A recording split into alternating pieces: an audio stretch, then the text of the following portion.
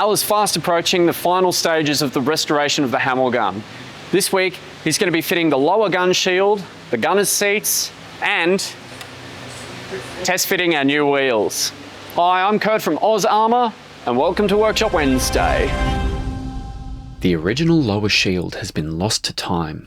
We're not sure if it was destroyed in battle or torn off sometime after arriving in Australia as a war trophy.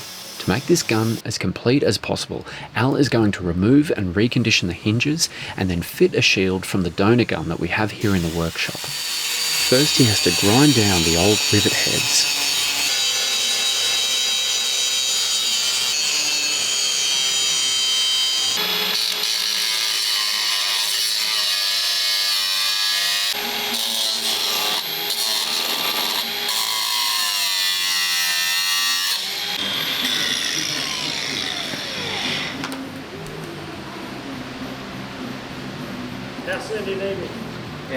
Then he heats up the area red hot with oxy.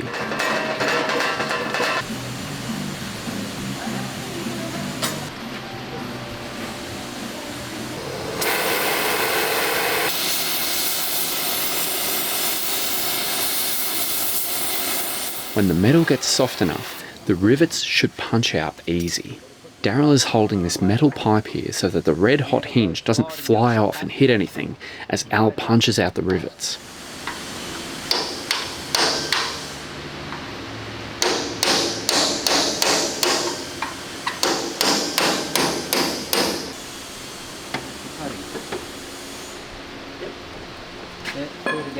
Get those other two. Inside one. Yep. Yeah, ready. Like enough coming. Yeah, it's off.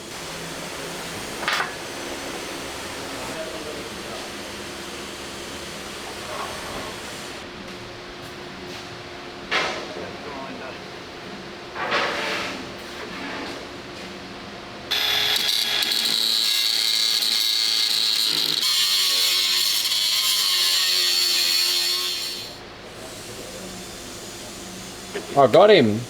Yeah. Well, there's only one more. The other one's blown off. Oh yeah. Yep. Daryl outside the tank. Yep.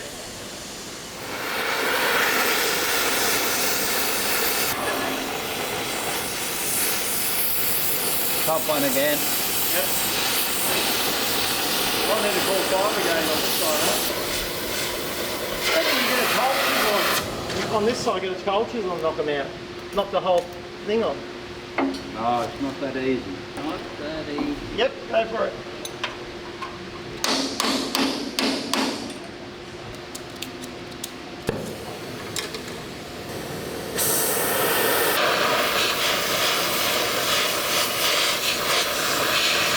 Now the inside one. Inside.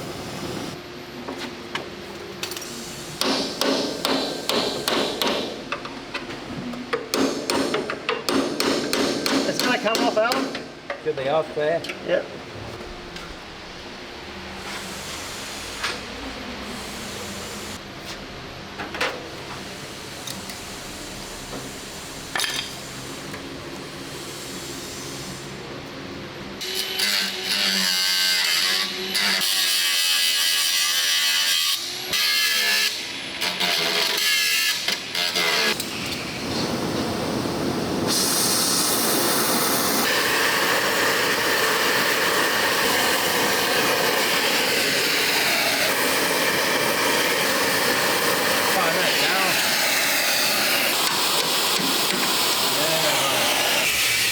With the remaining hinges removed, Al moves to the donor gun to remove its shield.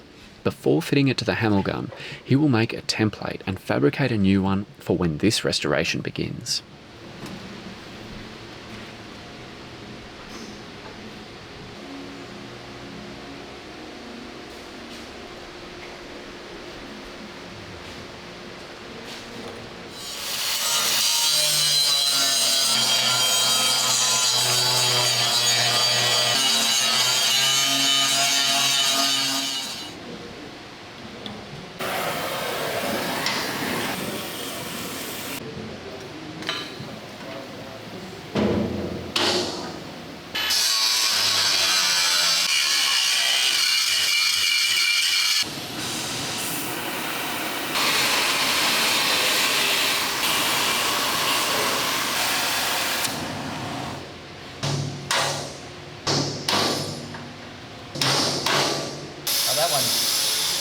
comes off anyway.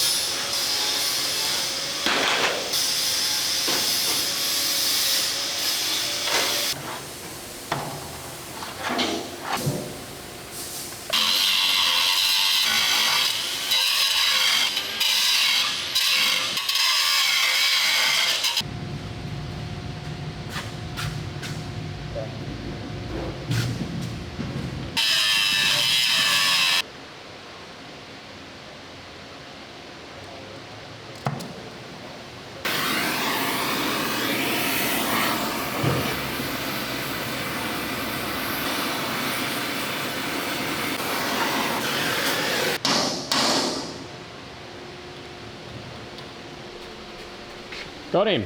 Got him, yep.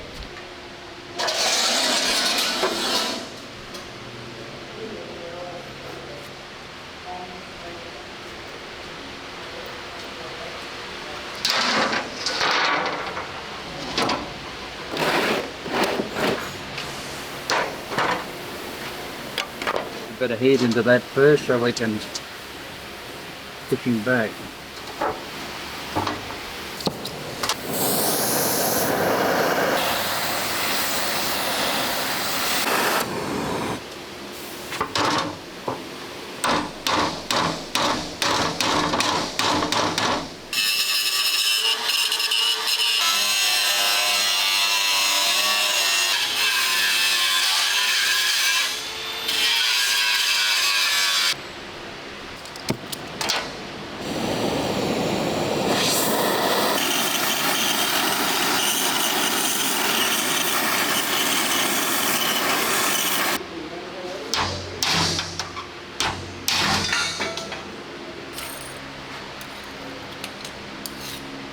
Now Al has the shield, he can make a template for a new one and get it ready to fit onto the Hamel gun.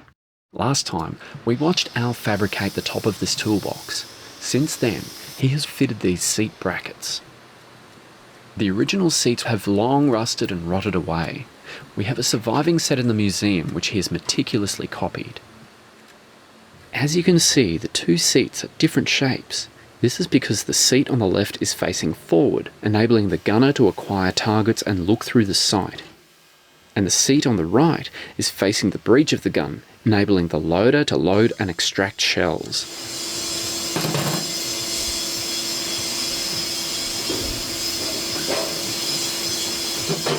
There we go.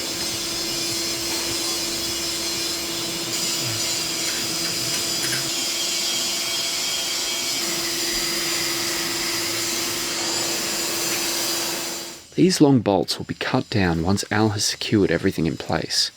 Al welded in these little plates so that the timber cushion could sit flush with the top and off the bolts he's welded in.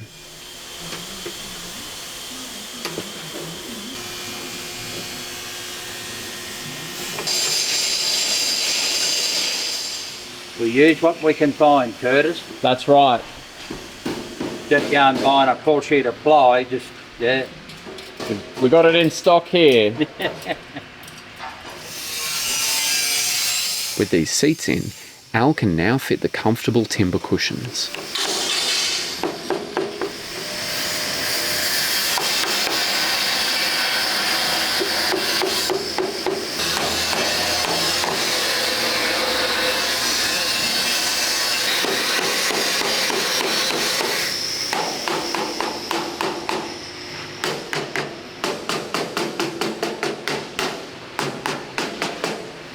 Come out of there. The next day, Al got back onto the shield.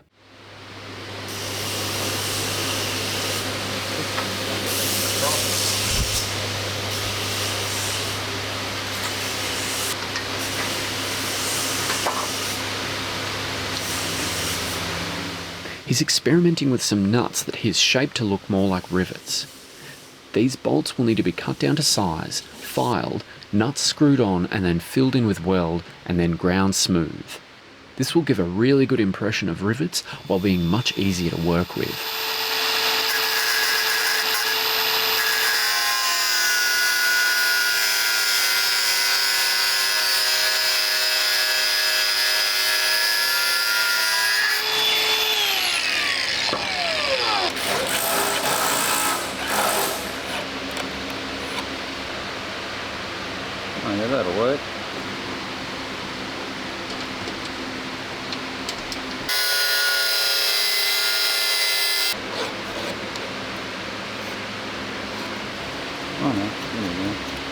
Then that's in there.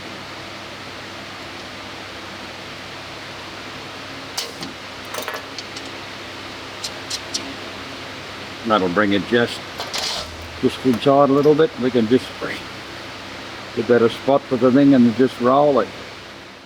Al's happy, so now the production line begins.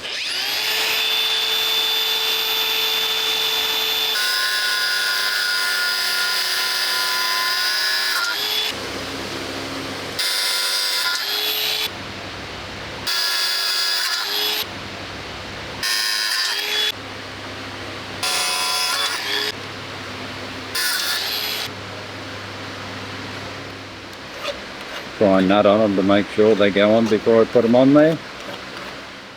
Al is filing away any burrs that the cutting wheel might have left. He also has to test a nut on each one.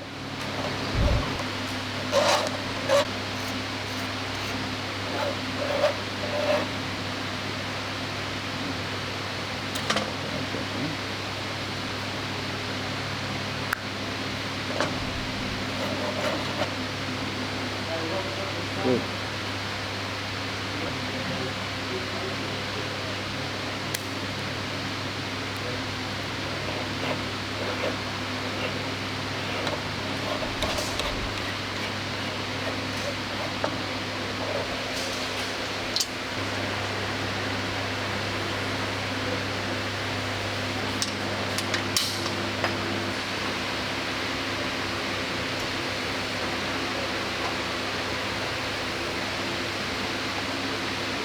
Yeah. Do you fill them in with weld and... Yeah, I'll just weld them before we put it on.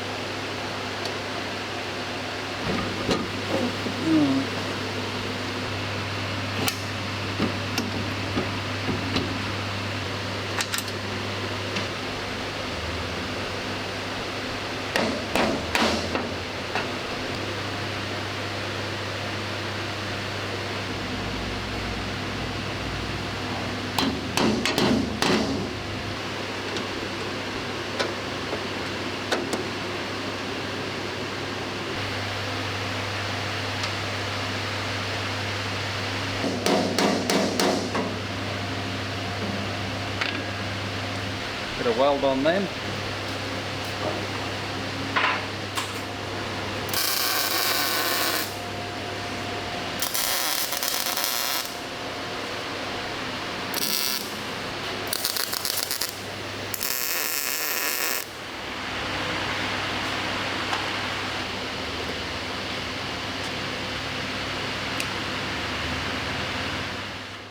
After all this time, the Hamel gun has a lower shield. Wheelwrights are a little bit of a long-lost trade, but we are extremely lucky that just a few hours' drive from the museum lives Tony from Wongabel Wheelwrights.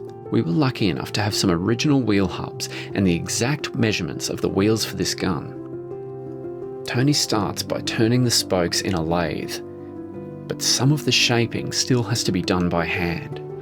Then the rims are painstakingly and precisely built and fitted. With all that done, the moment of truth arrives when the time comes to fit the tyres. The wheel is secured to this concrete pad, and then the steel tyres, which have to be rolled perfectly round, are heated up red hot and then dropped on over the wheel. Once perfectly in position, the hot tyre is quickly cooled so that it shrinks onto the wheel. Each wheel is a work of art that takes hundreds of hours of labour. Even after they're all fitted, they will need to be oiled every 6 weeks for a year to ensure that they do not dry out and split. Now that we have taken delivery of a set, Al and Jess test fit them before we're ready to paint.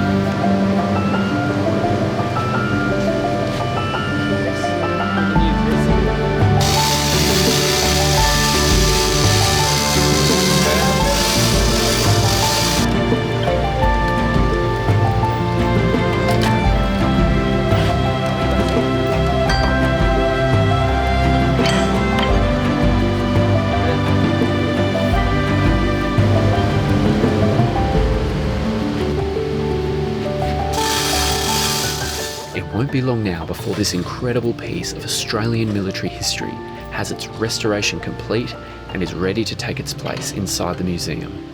That's all we have time for today. Join us next Wednesday for your weekly tank restoration fix. So until then, I'm Kurt from Oz Armour, and I'll see you on the next one.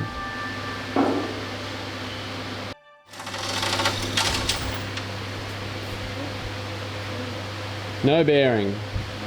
Yep, disc brake. Okay.